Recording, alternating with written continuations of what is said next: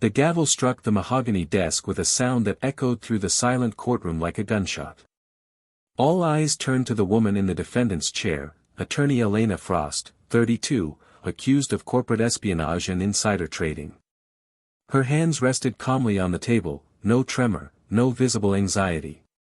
The prosecutor, District Attorney Marcus Thornhill, smiled with the confidence of a man who had never lost a case. He had no idea that in exactly 47 minutes, he would be the one in handcuffs. From which city in the world are you watching this story unfold today? If tales of hidden identities and justice served cold resonate with you, consider subscribing for more stories where the hunter becomes the hunted. 6 months earlier, Elena Frost walked into the Manhattan Supreme Court building for the first time as a defendant, not as the corporate lawyer she'd pretended to be for 3 years. Security guards barely glanced at her credentials, a calculated oversight that would cost them dearly. The building's marble floors had witnessed countless trials, but none quite like what was about to unfold. Elena's file painted a damning picture, evidence of stolen trade secrets, millions in illegal transactions, communications with foreign entities. Marcus Thornhill had built his entire case around her digital footprint, never questioning why it was so perfectly documented, so easily discovered. "Your Honor," Thornhill began on day 1 of the trial, his voice dripping with theatrical disdain, "the evidence against Ms. Frost is overwhelming. She betrayed her clients, her firm, and the very system of justice she swore to uphold." Elena's attorney, a nervous young man named David Kim, barely managed to object to half the accusations. To everyone watching, it seemed like a massacre, a brilliant prosecutor destroying a corrupt lawyer with surgical precision. But wait, this isn't the full picture yet. What nobody in that courtroom knew was that every piece of evidence Thornhill presented had been planted by Elena herself. The trial progressed with agonizing slowness. Each day, Thornhill presented more evidence, encrypted emails, offshore account transfers, meetings with suspicious individuals. Elena sat quietly, occasionally whispering to her attorney, mostly observing. Journalists in the gallery described her as eerily calm and suspiciously detached. One court reporter noted in her blog, "Either Elena Frost is innocent, or she's the most cold-blooded criminal I've ever seen." Both observations, ironically, were partially correct. During lunch recesses, Elena would disappear into the courthouse bathroom, where she used a modified compact mirror to access encrypted communications with her actual team, 6 Interpol agents monitoring every word spoken in the courtroom. But here's what made this case different from any other corporate espionage trial in New York history: Elena Frost wasn't really a lawyer. Her bar credentials were real, her cases legitimate, but her true identity was Senior Agent Elena Volkov of Interpol's Organized Crime Division. For 3 years, she had embedded herself in Manhattan's corporate legal world for one purpose: to catch the ghost of Wall Street, an international arms dealer who used legal proceedings to launder money and communicate with criminal networks. The ghost's identity had eluded international agencies for 15 years.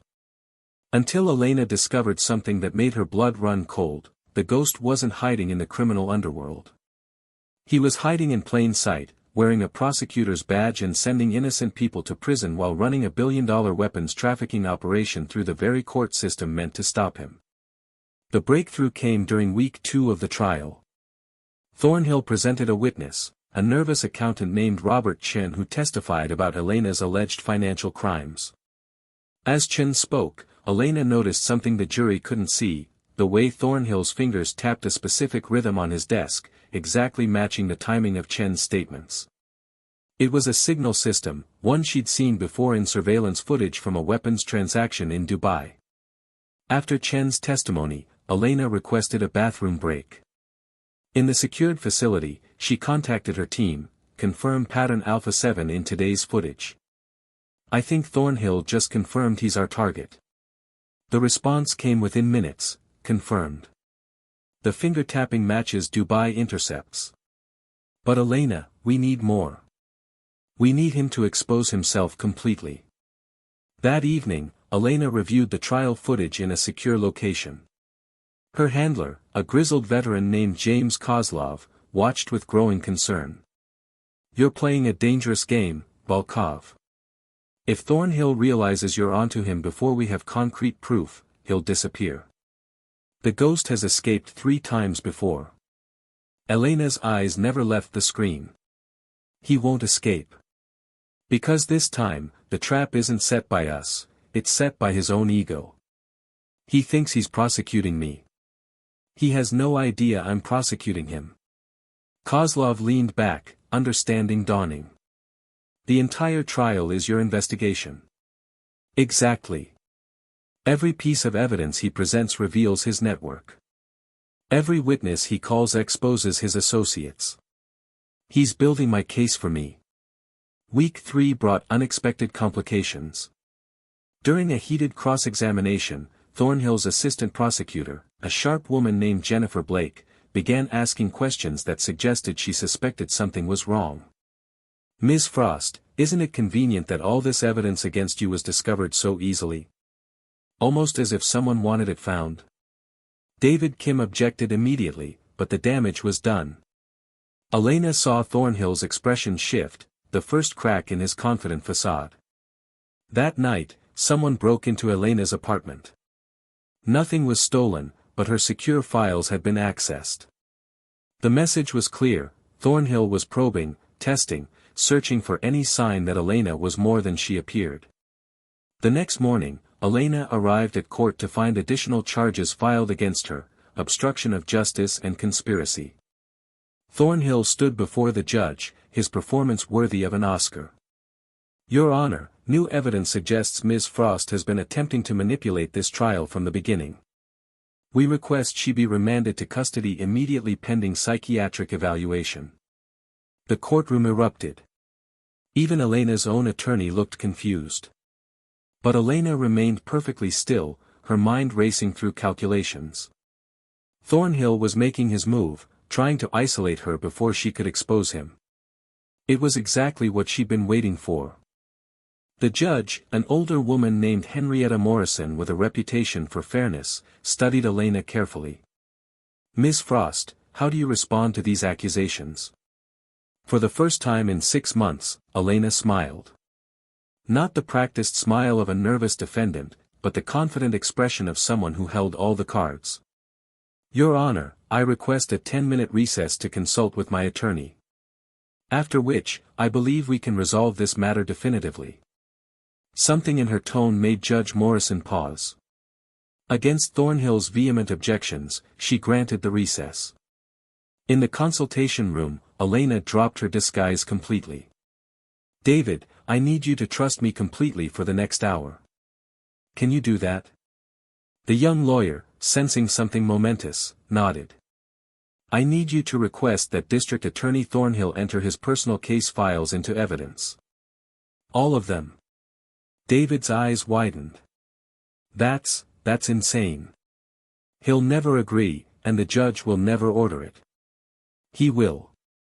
Because I'm going to tell him that those files will prove my guilt beyond any doubt.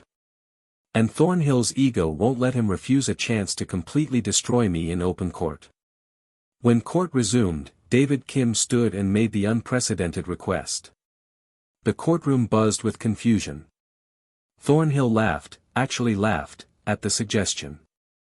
"Your Honor, if Ms. Frost wants to use my case files to prove her own guilt, I'm happy to oblige. In fact, I insist we enter everything into evidence. Let's end this charade." Judge Morrison, intrigued by the bizarre turn of events, allowed it. As Thornhill's assistant wheeled in boxes of files, Elena caught James Kozlov's eye in the gallery. He gave an almost imperceptible nod. All 6 Interpol agents were in position. Elena stood to address the court.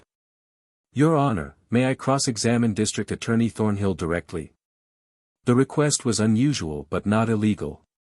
Morrison, now deeply curious, allowed it. Elena approached Thornhill with measured steps.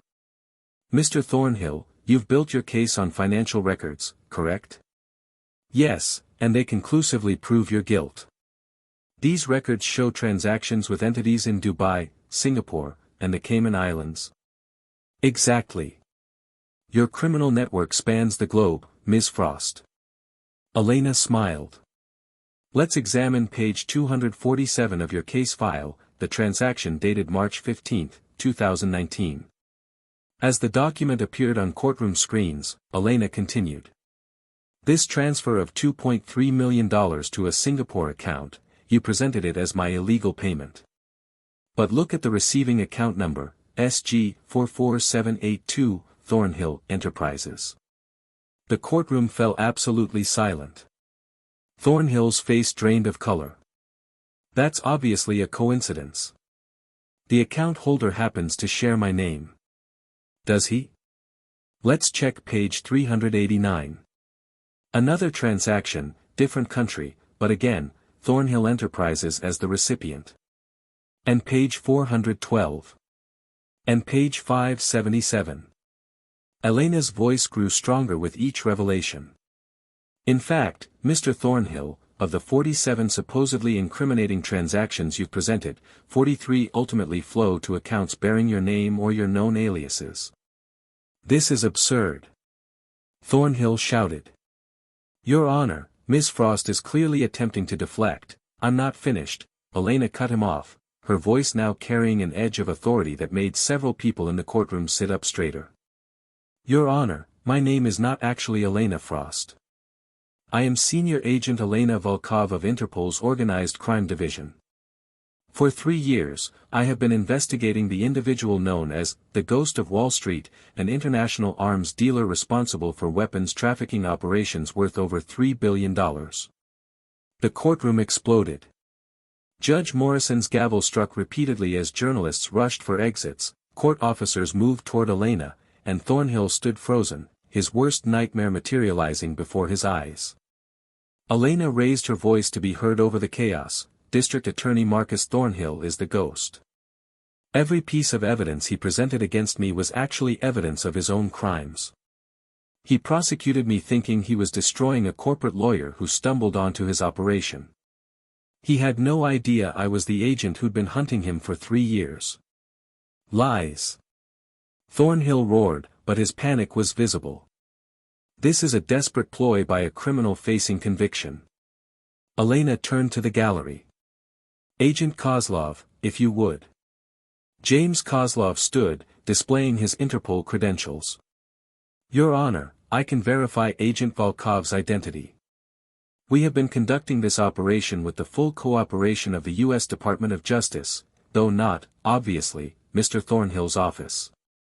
5 other agents revealed themselves throughout the courtroom, each securing exits and potential escape routes. Judge Morrison, to her credit, maintained composure despite the extraordinary circumstances. Agent Volkov, this is highly irregular. I'll need to verify your credentials and authority before proceeding. Of course, Your Honor. Elena produced a sealed envelope. This contains authorization from the Attorney General's Office, Interpol, and FBI Director. You'll find this operation, codenamed Courtroom Gambit, has been active for 6 months with full legal oversight. While Morrison reviewed the documents, Thornhill made his move. He lunged for his briefcase, not to escape, but to activate a dead man's switch that would alert his criminal network to abort operations worldwide. Elena had anticipated this. She moved with a speed that shocked everyone present, crossing the courtroom in 3 strides and intercepting Thornhill's hand inches from the briefcase. The movement was so fast, so precise, that it was clear she'd trained for years in close combat. That briefcase contains your emergency communication device, Elena said calmly, maintaining her grip on his wrist with minimal apparent effort. Encrypted, satellite-linked, and currently being jammed by our technical team stationed in the building across the street. Security officers finally reached them, but Elena waved them back. Mr. Thornhill has one chance to avoid multiple life sentences. He can cooperate right now, in front of this court, and provide information about his network. Or he can remain silent and spend the rest of his life in a maximum security facility where several of the people he helped imprison would be very interested to learn about his true identity. Thornhill's face cycled through emotions, rage, fear, calculation. His shoulders sagged in defeat. I want immunity. You'll get consideration, Elena corrected. Full cooperation gets you protection from your former associates and a reduced sentence. That's the only deal on the table. Over the next 3 hours, the Manhattan Supreme Court became the staging ground for one of the largest coordinated arrests in international crime history. Thornhill, broken and desperate, provided access codes and names. Interpol teams across 12 countries simultaneously raided properties and arrested individuals. In Singapore, Dubai, London, and Moscow, arms dealers and money launderers were taken into custody. By evening, 63 people had been arrested, and another 200 were under investigation. The weapons trafficking network that had operated for 15 years was dismantled in a single afternoon. Judge Morrison, still processing the day's revelations, addressed the court. "This is unprecedented in my 30 years on the bench. Agent Volkov, or should I say, Ms. Frost, I assume all charges against you are being dropped. With prejudice, Your Honor. The entire case was manufactured as bait for Mr. Thornhill." Morrison nodded slowly. "And the clients you represented over the past 3 years? Were those cases legitimate?" "Completely legitimate, Your Honor. I took my oath seriously. Every client received the best defense I could provide. The law is the law, regardless of my actual occupation." As court officers led Thornhill away, he looked back at Elena with something approaching respect mixed with hatred. "You really spent 3 years becoming a lawyer just to catch me?" "I spent 5 years, actually," Elena corrected. 3 years of law school and 2 years establishing my cover. And yes, I'd spend 10 more if necessary. Because people like you hide behind institutions we're supposed to trust. You weaponized the justice system. Someone had to stop you. In the weeks following the trial, Elena's role in the operation became public knowledge. Media outlets debated the ethics of her undercover work. Did she deceive her clients? Did she compromise the integrity of the legal system? Legal scholars argued both sides. Elena refused most interview requests, letting her work speak for itself. Her former clients, interviewed separately, all said the same thing: she'd represented them vigorously and ethically, never compromising their cases for her investigation. David Kim, her unwitting accomplice, processed his own complicated feelings. "I thought I was defending a guilty client," he told reporters. "Turns out I was helping expose one of the biggest criminals in modern history. I'm not sure how to feel about being used, even for a good cause." Elena met with him privately after the media storm began to settle. "You were never just a prop, David. I chose you specifically because you were good enough to present a credible defense, which made Thornhill comfortable. But you were also ethical enough that I knew you'd do the right thing when the truth emerged." 6 months after the trial, Elena stood before a review board to determine if her methods had violated any laws or professional ethics. The board included lawyers, judges, and law enforcement officials from multiple countries. For 4 days, they examined every decision she'd made, every case she'd handled, every interaction during her 3-year cover. The conclusion, when it came, surprised even Elena's supporters. Not only had she operated within legal boundaries, but her careful documentation and ethical approach to her cover role set a new standard for deep undercover operations. One board member noted, "Agent Volkov maintained her cover while simultaneously being a better lawyer than many who've practiced for decades. She gave guilty clients competent defense and innocent ones zealous representation. That's not just legal, it's admirable." But here's the part that truly shocked the international law enforcement community. Elena had been compiling a second case file throughout the entire operation, one that documented every corrupt official, every compromised court employee, and every criminal attorney who'd facilitated Thornhill's network. 14 more arrests followed in the months after the initial courtroom revelation. The Ghosts network had infiltrated the legal system more deeply than anyone suspected. Elena had mapped it all, one case at a time, one courthouse interaction at a time. She had essentially conducted 6 major investigations simultaneously while pretending to be a corrupt lawyer being prosecuted. A year after the trial, a law school symposium invited Elena to speak about undercover operations and legal ethics. Students packed the auditorium, eager to hear from the lawyer-turned-agent who'd rewritten the book on undercover work. Elena stood at the podium, looking more comfortable in her Interpol uniform than she ever had in a lawyer's suit. "You're all wondering if what I did was right," she began. "If deceiving people in service of a greater good is ever justified. I can't answer that for you. What I can tell you is that institutions only work when people believe in them. When someone like Thornhill corrupts a court system, he doesn't just commit crimes, he destroys faith in justice itself." She paused, letting the words sink in. "I spent 3 years watching him send innocent people to prison while running a weapons network that armed dictators and terrorists. So yes, I deceived people. Yes, I operated in moral gray areas. But I did it to restore integrity to a system that was rotting from within. You'll all face ethical dilemmas in your careers. Sometimes the right choice isn't clear. Sometimes you have to trust your training, your values, and your mission. Just make sure you can live with your decisions when you look in the mirror each morning." The questions that followed were thoughtful and challenging. One student asked if Elena ever felt guilty about the deception. "Every single day," she admitted. "Especially with clients who trusted me. But guilt doesn't erase necessity. It just reminds you of the weight of your choices." Another asked if she'd do it again. Elena smiled slightly. "I'm doing it again right now. Or rather, someone like me is, somewhere in the world.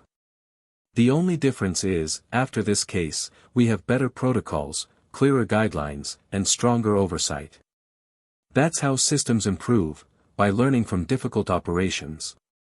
As the symposium concluded, a young woman approached Elena with a question she'd been asked 100 times, "Weren't you scared Thornhill would figure out who you really were?" Elena considered the question seriously. "Scared? No. Concerned? Always. But here's what most people don't understand about deep cover work: you don't pretend to be someone else. You become someone else. Elena Frost the lawyer wasn't a mask I wore, she was a person I created and inhabited completely. She had genuine relationships, real emotions, authentic experiences. The fear wasn't that Thornhill would see through Elena Frost. The fear was that Elena Volkov might forget who she really was." That night, Elena returned to her actual apartment for the first time in 3 years. The Elena Frost identity had been permanently retired, the cover apartment dismantled, all evidence archived. She stood in her own living room, surrounded by her real life, family photos, books she actually enjoyed, mementos from operations dating back a decade. It felt both familiar and foreign. James Kozlov, her handler throughout the operation, visited to check on her readjustment. "How are you doing?"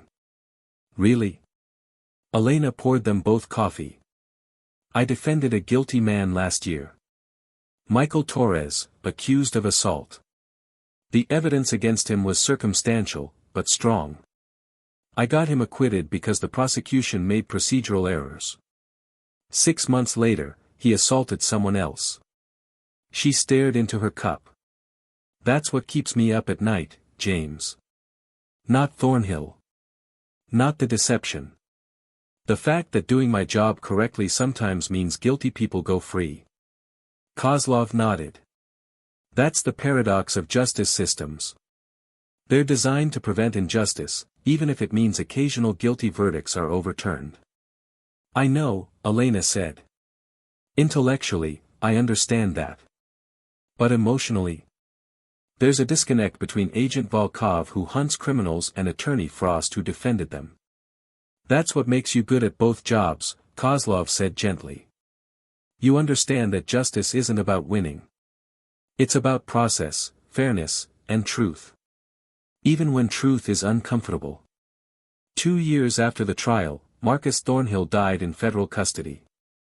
The official report stated natural causes, but rumors persisted that one of his former associates had reached him despite maximum security protocols. Elena attended the closed funeral, only a handful of people, mostly law enforcement officials there to witness the end of an era. As she stood by the grave, Elena reflected on the strange relationship between hunter and prey. She'd spent 5 years of her life focused on this man, understanding his patterns, anticipating his moves, essentially thinking like him. In a way, no one knew Thornhill better than she did. And now he was gone, leaving behind a legacy of violence, corruption, and ultimately failure. At the graveside, Jennifer Blake, Thornhill's former assistant prosecutor, approached Elena. Blake had cooperated with investigators, providing evidence that cleared her of knowing involvement in Thornhill's schemes. "I should have seen it," Blake said quietly. "Looking back, there were signs." "He was good at hiding," Elena replied. "That's why he lasted 15 years. "No, I mean I should have seen something was wrong with your prosecution. You were too calm, too prepared. A real defendant would have been terrified." Elena smiled slightly. "You did see it. You asked about the evidence being too convenient. That question almost compromised the entire operation." Blake looked surprised. "Really?" It seemed like a throwaway observation. "Nothing in a courtroom is throwaway," Elena said. "Every word, every gesture, every question matters. You're a good prosecutor, Jennifer. Don't let Thornhill's betrayal make you doubt that." As they walked away from the grave, Blake asked, "What will you do now? Go back to undercover work?" "Actually, no," Elena admitted. "I'm joining Interpol's training division. Teaching the next generation of agents how to conduct deep cover operations without losing themselves in the process. Turns out I have some relevant experience." 5 years after the trial, a new generation of agents graduated from Interpol Academy, many trained by Elena Volkov. Among them was David Kim, the young lawyer who'd unwittingly assisted in Thornhill's capture. He'd left private practice to join law enforcement, inspired by Elena's demonstration that sometimes you could serve justice in unexpected ways. At the graduation ceremony, Elena presented badges to the new agents. When she reached Kim, now Agent Kim, she paused. "You're going to be good at this," she said. "Because you understand something most agents take years to learn." "What's that?" "That the people we investigate aren't monsters. They're people who made terrible choices. Understanding that distinction makes you a better agent." The ceremony concluded with a keynote speech from the director of Interpol. He referenced the Thornhill case as a turning point in modern law enforcement. Agent Volkov's operation demonstrated that fighting sophisticated criminals requires sophisticated methods. But it also showed us the ethical guardrails we need when agents operate in gray areas. Because of her work, we now have better training, clearer guidelines, and stronger support systems for agents in deep cover. That's her legacy, not just catching one criminal, but improving our entire approach to justice. That evening, Elena sat alone in her office, reviewing applications for next year's training program. Among them was a file from a young woman named Sarah Chen, Robert Chen's daughter, the nervous accountant who testified against Elena in court. Sarah's application essay explained that watching Elena's revelation had inspired her to join law enforcement. "My father was terrified of Thornhill," she wrote. "He was forced to testify, threatened with prison himself if he refused. But Agent Volkov gave him a second chance. She understood he was a victim too. I want to be someone who sees those distinctions, who helps people caught between impossible choices." Elena approved the application immediately, adding a note for the selection committee: "This applicant understands the human cost of crime in ways most candidates don't. Recommend for acceptance." As she closed the file, Elena reflected on the unexpected ripples of the Thornhill case. It wasn't just about arresting criminals. It was about restoring faith in systems, helping victims find closure, and inspiring the next generation to do better. That was the real victory, not the dramatic courtroom revelation, but the quiet work of rebuilding what criminals had damaged. 10 years after the trial, Elena Volkov retired from active duty with Interpol. Her career included 5 major undercover operations, 200-plus arrests, and the dismantling of criminal networks across 4 continents. But when asked about her most significant accomplishment, she always cited the Thornhill case, not because it was the biggest or most dangerous, but because it changed how law enforcement approached embedded corruption in legal systems. As she cleared out her office, Elena found a letter tucked in an old file. It was from Judge Henrietta Morrison, written shortly before her own retirement. Agent Volkov, it read, I've presided over thousands of cases in my career. Your trial was the only one that made me question everything I thought I knew about justice, truth, and the law. You showed me that sometimes the accused is actually the prosecutor is the criminal, and the lawyer is a cop. In a strange way, it was the purest administration of justice I've ever witnessed. Thank you for trusting our system even when you were exposing its vulnerabilities. Elena smiled as she read it, remembering that chaotic day when everything came to light.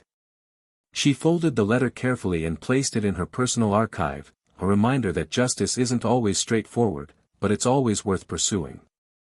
As she left the building for the last time, a young agent stopped her. Agent Volkov. I just wanted to say thank you. I read your case files during training. They inspired me to join Organized Crime Division. Elena looked at the young woman, couldn't have been more than 25, eager and idealistic in a way Elena remembered being once. What's your name? Agent Maria Santos. Well, Agent Santos, let me give you one piece of advice, never lose sight of why you're doing this work. It's not about winning cases or catching criminals. It's about the victims who can finally sleep at night knowing justice was served. Keep them at the center of every decision, and you'll never go wrong. As Elena walked away from Interpol headquarters for the last time, she didn't look back. Some chapters close, others open. Her undercover days were done, but her impact would continue through every agent she'd trained, every protocol she'd helped establish, every victim who'd found justice because she'd been willing to spend 3 years becoming someone else. The woman who sat calmly in the defendant's chair while building a case against her accuser had finally rested. But her legacy, the idea that sometimes you have to infiltrate the system to save it, would endure. Have you ever known someone who seemed one way but turned out to be someone completely different? Someone who played the long game while everyone else was focused on the next move. That's the reality of modern justice. It requires patience, sacrifice, and people willing to lose themselves to find the truth. Elena Volkov understood that better than anyone. And in understanding it, she changed the game forever.